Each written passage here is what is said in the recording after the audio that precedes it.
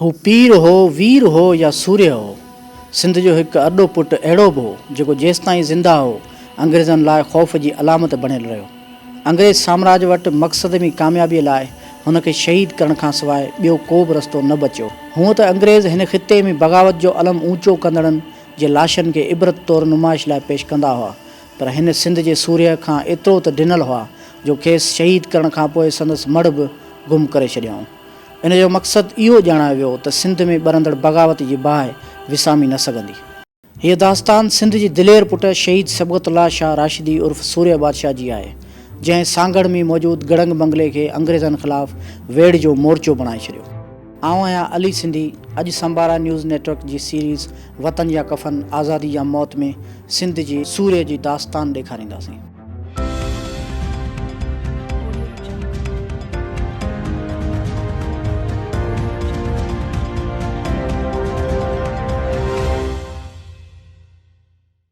ही 1909 ईस्वी जी सिंध आहे। ख़ैरपुर मिरस जे इलाइक़े पीर जो ॻोठ में पागारा ख़ानदान जे पंजी पीर सईद मर्दान शाह जे घर में हिकु ॿारड़े जो जनमु थियो, जंहिंजो नालो सैयद सबक़तुल्लाह शाह रखियो वियो। सबक़तुल्लाह शाह अञा 12 वरनि जो थियो त नवंबर 1921 ईस्वी में संदसि वालिद लाॾाणो करे वियो। नंढी ॼमार में ई खेसि पग ॿधाई वई ऐं 6 पागारे तौरु चूंडिजी वियो। खेसि पग धणी ऐं सूरे बादशाह जे नाले सां बि सुञातो वञे थो। हिते इहा ॻाल्हि ॿुधाइण बि ज़रूरी आहे त सिंध सूफ़ियुनि जे राशिदी सिलसिले जे हिकु बुज़ुर्ग जा 2 पुट हुआ।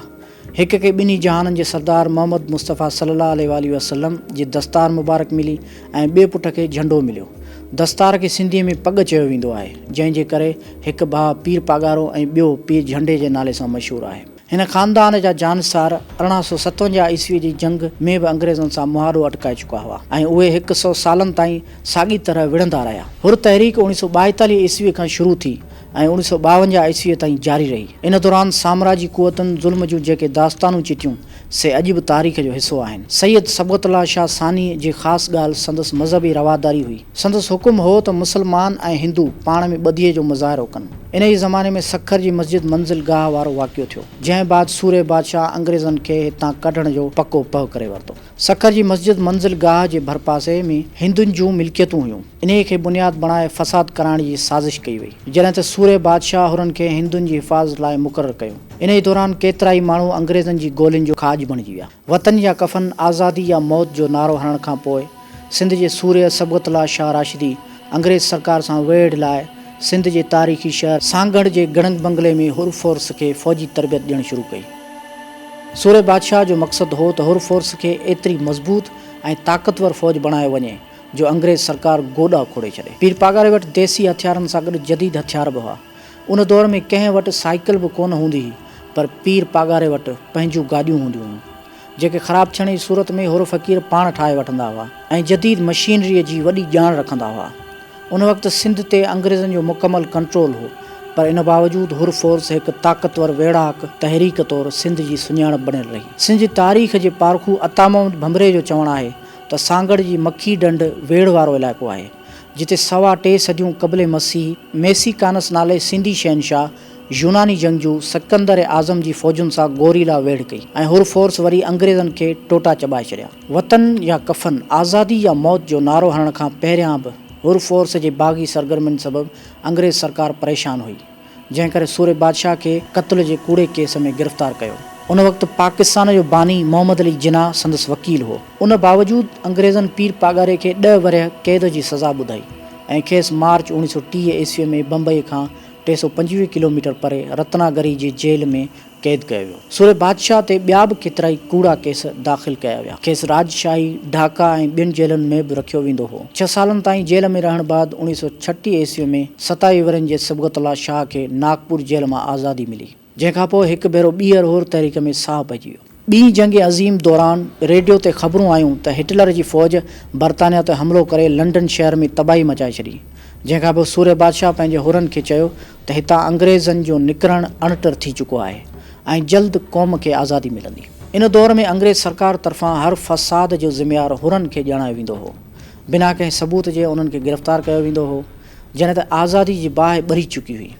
1941 ईस्वीअ में सूर्य बादशाह खे कराचीअ में नज़रबंदि कयो वियो, जेका ॻाल्हि अंग्रेज़नि खे महांगी पइजी वई ऐं हुरनि कारवायूं तेज़ करे छॾियूं।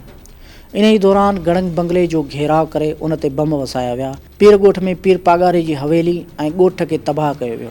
उन्हनि ई ॾींहनि में सूरे बादशाह खे गिरफ़्तार करे सिंध में मार्शल लॉ लागू कई वई। मार्शल लॉ डिक्लेयर थियण खां अॻु हिकु ॻुझे इजलास में हुर एक्ट पास थियो, जंहिं मूजिबि हुर सॾाइण वॾो ॾोह हो। सूरे बादशाह ते सेंट्रल जेल हैदराबाद में केस हलायो वियो। अंग्रेज़ सरकार सबगतुल्ला शाह खे आछ कई त खेसि सखर खां नवाब शाह ताईं पूरी रियासत ॾियण लाइ तयारु आहिनि, जंहिं ते सूरे बादशाह जवाबु ॾिनो, जॾहिं अव्हीं मूं सां सौदेबाज़ी जी ॻाल्हि कंदा आहियो त महसूसु थींदो आहे ॼण मूं मां हुसैनियत ख़ारिज थी रही आहे। समूरियूं आछूं रद्द करण खां पोइ सूरे बादशाह ते बग़ावत जो केस दाख़िल कयो वियो, जॾहिं त मोहम्मद अली जिनाह संदसि वकील मुक़ररु थियो हो। पर पाकिस्तानियुनि जो क़ाइदे आज़म इहो चई वकालत तां हथु खणी वियो त अंग्रेज़ कंहिं बि सूरत में खेसि सज़ा ॾींदा, इन ई करे हू फ़क़ीरनि सां माज़रत करे थो। अंग्रेज़ सरकार सूरे बादशाह खे केतिरा ई भेरा पैगाम मोकिलिया त हू माफ़ी वठे त फाहीअ जी सज़ा खां बची सघे थो, पर पीर पागारे इनकार करे छॾियो ऐं जवाबु ॾिनो त शहादत ताज आहे, उनखे अॻिते वधी पाइण संदुनि इबादत आहे।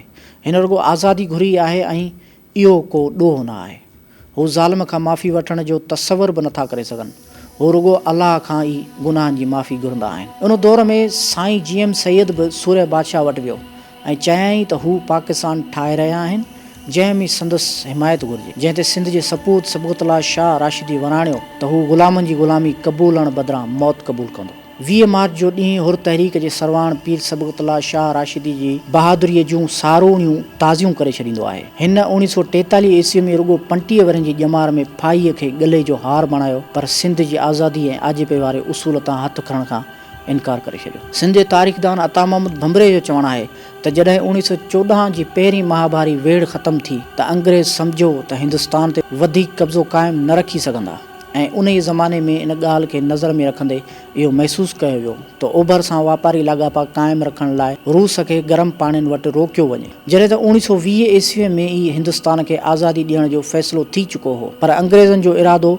हिंदुस्तान खे ॿिनि टुकड़नि में विरहाइणो हो ऐं उन ई करे आज़ादीअ में देरि थी। हिन जो मक़सदु हो त अहिड़ो कुझु कयो वञे जो हिंदुस्तान जो हिकु टुकड़ो भली आज़ादु हुजे, पर ॿियो टुकड़ो रूस खे पोइते धिकण लाइ इस्तेमालु करे सघनि। ॿी महाभारी वेढ़ 1939 ईस्वी में शुरू थी, उन में बर्तानिया शरीक न पिए थी सघियो। बालफोर जे अहदनामे मूजिबि बर्तानिया यहूदियुनि खां पैसा वरिता ऐं बैतुल मुक़दस उन्हनि जे हवाले करण जो वाइदो कयो हो।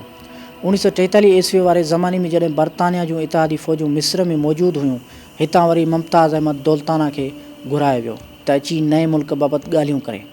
1938 ईस्वीअ जे अक्टूबर महीने में कराचीअ में कॉन्फ्रेंस थी, जेका साईं GM सैयद कोठाई हुई, जंहिं में पहिरियों भेरो करारदाद पाकिस्तान पास थी। इहा ई करारदाद 1940 ईस्वी में लाहौर में पास थी। 1943 ईस्वी में पाकिस्तान रेज़ोल्यूशन पास थियो। अता मोहम्मद भंभरे चयो त हुर तहरीक जेकॾहिं पाकिस्तान जी आज़ादीअ लाइ हुई त पोइ सूरे बादशाह खे छो शहीद कयो वियो। नज़र ईअं थो अचे त उहा तहरीक सिर्फ़ु सिंध जी आज़ादीअ लाइ हुई।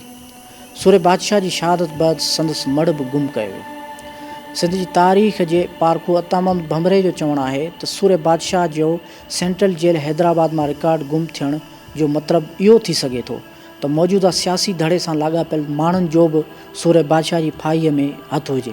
2017 ईस्वी में ब्रिटिश गवर्नमेंट पंहिंजूं कुझु पुराणियूं रिपोर्टूं पब्लिक कयूं, जिन में ॼाणायो वियो त सेंट्रल जेल हैदराबाद में फाहीअ चाढ़े शहीद कयल सूरे बादशाह खे अस्तोला ॿेट ते मिटीअ मां हवाले कयो वियो हो। अस्तोला बलोचिस्तान जे सामूंडी शहर पसनीअ खां 6 कलाकनि जे पंध ते हिकु नंढे बयाबान वारे टकरीअ ते आबाद ॿेट आहे, जिते हिकु मस्जिद बि आहे। उन जे भरिसां हिकु गुमनाम क़ब्र आहे, जंहिंखे पीर सबगतुल्ला शाह राशिदी सूरे बादशाह जी क़ब्र ॼाणायो वियो आहे। सूरे बादशाह जी शहादत खां पोइ अंग्रेज़ सरकार संदसि ज़रई ज़मीन ते कब्ज़ो करे ऐं ॿिनि पुटनि सैयद सिकंदर शाह, जंहिंखे शाह मर्दान शाह चयो वञे थो, ऐं सैयद नादिर शाह खे बर्तानिया खणी विया। जॾहिं त पाकिस्तान ठहण खां पोइ अलामा शबीर अहमद उस्मानी समेत ॿियनि केतिरनि ई अहम अॻवाननि पारां ध्यानु छिकाइण बैदि पीर पागारे जी गादी बहाल कई वई। तारीख़ में इहो बि अचे थो त हुरनि जूं कारवायूं जारी रहण करे अंग्रेज़ साम्राज पंहिंजे मक़सदनि जी हासिलात में रुकावट महसूसु कई, जंहिं करे पीर पागारे खे वापसि मोकिले हुरनि खे थधो करण जी कोशिशि कई वई। पाकिस्तान जी पहिरीं वज़ीर आज़म लियाक़त अली ख़ान जे दौर में सूरे बादशाह जे ॿिन्ही पुटनि खे सिंध वापसि आंदो वियो ऐं हुर मुजाहिदनि खे पाक फ़ौज में शामिलु करण जो मुआदो थियो। पीर सैयद मर्दान शाह खे 7हीं पीर पागारे तौरु चूंडियो वियो। अॻिते हली पीर मर्दान शाह पाकिस्तान जी सियासत में अहम किरदारु अदा कयो। हिन वक़्तु राशिदी गादीअ जो 8हों पागारो पीर सबगतुल्ला शाह राशिदी हुरन जो रूहानी पेशवा आहे ऐं सियासी जमायत फ़ेलीग जो सरबराह बि आहे जेका पाकिस्तान जी हिमायत जी पाबंद आहे ऐं हर इलेक्शन में कुझु सीटुनि तां असेंबली में ईंदी आहे।